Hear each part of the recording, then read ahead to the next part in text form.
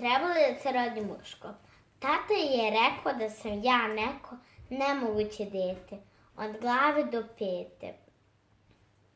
Nisam više dušica, već duško. Trebalo je da se rodi muško. A ja u ladu igram lambadu, plazim jezik svima, boksujem s klincima.